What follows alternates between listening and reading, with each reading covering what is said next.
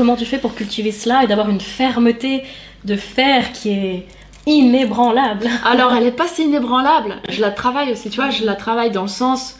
je vois que mes expériences de vie m'invitent à l'ancrer encore plus. Elle n'est pas inébranlable, tu vois ce que je veux dire?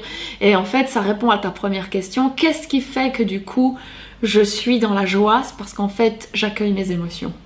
Je pense que je ne garde rien. C'est-à-dire que mes émotions sont libres, comme un enfant. En fait, je pourrais dire que je suis un être extatique. C'est-à-dire que moi, pour moi, je vois les enfants comme des êtres extatiques. Ils pleurent, ils rient.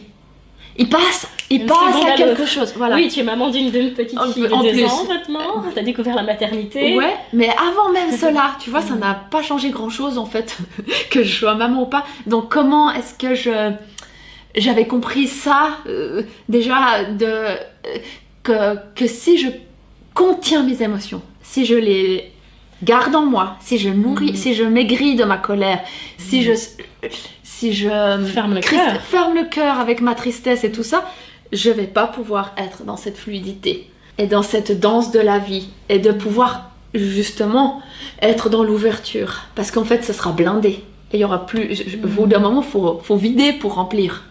Tu vois, c'est vraiment une danse hein, pour moi.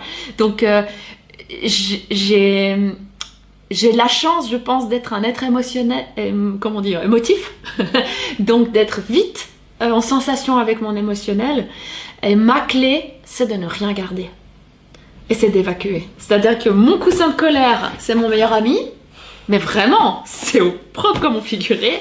Je pleure tout le temps. Enfin, dans le sens que dès que j'ai quelque chose qui me touche, qui me fait du mal, je garde pas. Et les enfants nous le rendent bien, cet exemple-là, de s'abandonner à l'émotionnel. Elle fait que passer, c'est des vagues. Et si on retient ça, c'est là que ça, on crée des maladies.